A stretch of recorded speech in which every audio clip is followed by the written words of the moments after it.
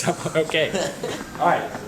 Hi, guys. I was lucky enough to go to Regional Conclave because of Leandro's scholarship, so thank you very much. So here's a little presentation on what I learned and all the stuff that we did there. And Max is going to be filming, so file for the camera if he just shows you guys. Next slide. All right, so Regional Conclave was at UW-Whitewater on February 19th and 20th. I went, Max went, as well as Mike Balserzak and Jimmy. All right, next slide. So the first session we went to was like all about leadership. They had one of the people that was just like on their board of directors there talk to us a little bit, talking about like how leadership is extremely important, and you can't be a leader without other people, and that's important to remember because sometimes as leaders we can like think that other people are the problem. You know, like if I could just do my job, it wouldn't be a big deal. But you have to rely on other people to do everything. And also, leadership is a one-on-one sport. You're always trying to improve yourself. Like it's 75% mental. It's all about learning about yourself and improving yourself as a leader before you look to other people because you need to work on other people as well. All right, next slide. So the next thing we went to was like an involvement workshop to improve like chapter involvement and those sorts of things. And so basically what Jim presented this, he was saying like why do fraternities exist? Like why do people join a fraternity?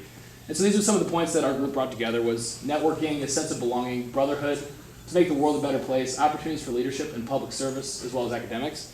So like when we're planning events, we want to draw on all these things. Like why are you here? Like why do you want to be a part of a fraternity? Like what made you want to be here? You'll be more willing to be involved if these values are in all of the events that we try to do. So next slide. This is the Grand High Delta's notes. We had a chance to meet him, and he was a pretty awesome dude. So he asked us all questions. Is the initiation ritual secret? And everyone was like, kind of like, yeah, of course, you know. But he said our initiation ceremony is secret, but like he said that we could find it online. So who knows if he's right or whatever. But he wanted to remind us that our ritual is how we live our lives. It's not just a one night or whatever. I mean, I don't know, but it's not whatever the ceremony is. It's a constant process. It's not just like it ends, it's over, and that's it. You're constantly trying to become a better person through our ritual. And then he also asked us like, why do we have to recruit? There was a chapter there from Bradley University that didn't bring in any new members in their spring rush cycle. And he was saying that that's a huge problem. Every recruitment cycle, you should be able to point to someone in the room and say that they're here because of me. And that goes for every cycle, so you should constantly be trying to replace yourself. Like honestly, that means that you have to double the chapter in size every cycle. That's probably not possible, but it still is a good goal for you to aim for when you're going through recruitment. Next slide.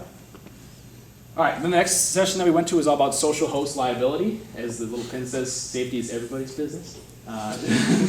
So as a social host, you're liable and responsible for guests no matter what the gathering is. And it's just being a social host is actually a pretty broad definition. Like even just having someone over in your dorm room with playing video games, it still makes you responsible for that person. So how do we protect ourselves and our guests? We do a lot of this current stuff. We have a great program. So we have sober monitors, designated drivers, checking in alcohol at BYOB events, safety training of guest lists, and also implementing a crisis management plan. Next slide. And so there's multiple components to a crisis management plan, including just making sure you put it together in advance. It shouldn't just be like thrown together while the emergency is going on. All the members follow it and know what it entails, and then you can recognize when you need to put the plan into place. And this is a little side fact, 56 of the 106 incidents investigated by Lambda Chi Alpha last year involved the misuse of alcohol. So make sure, especially with alcohol-related events, keep yourself together. Did they mention what the other 50 were? No, they didn't. I guess it would be like... I guess it'd be, who knows. All right, next slide.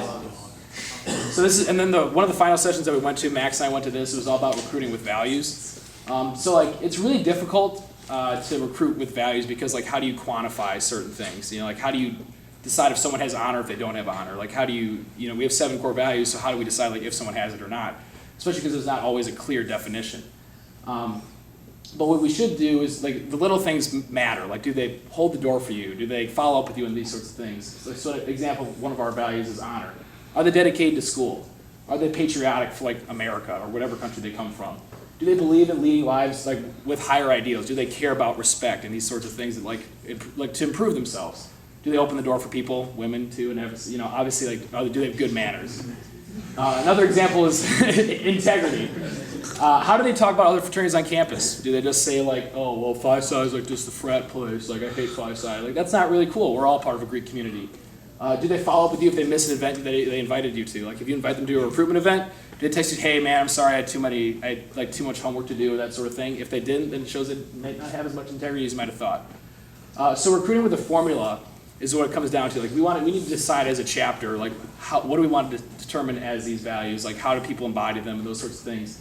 Because recruiting with a formula will turn out the most amount of people that will join your fraternity and the highest quality. So sites like Fired Up and Chapter Builder are excellent for recruitment and finding the right people to join the fraternity. So next slide. Some of the ideas from other chapters. One of the coolest opportunities was like meeting a bunch of other people, and they were really cool.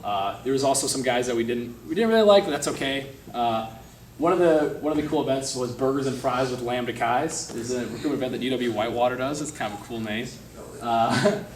And this was also a really interesting point too that one of the master stewards brought up is at Wabash College, like they have an amazing alumni involvement thing, and obviously I was interested in that because I was still on Roe. But he said that like even publishing good news, like if you're doing something important, like try reaching out to like your local newspaper, not just the university newspaper, so people know about what you guys are doing. Also, he recommended calling Woody Page because he's a proud Lambda Chi Alpha alumni, and he visited Franklin College even though he didn't even go there, and they like raised a bunch of money to like do a banquet thing. So yeah, there's Woody Page. And then finally, here's some contact information for some of the guys that we talked to that you can follow up on like our experience at Conclave if you have any more questions. Jim, Pete Smith Heisler, the Grand High Delta, Scott Eggers, and Anthony Linder. So that should be it. Eggers. That's it. Yep. So thank you very much.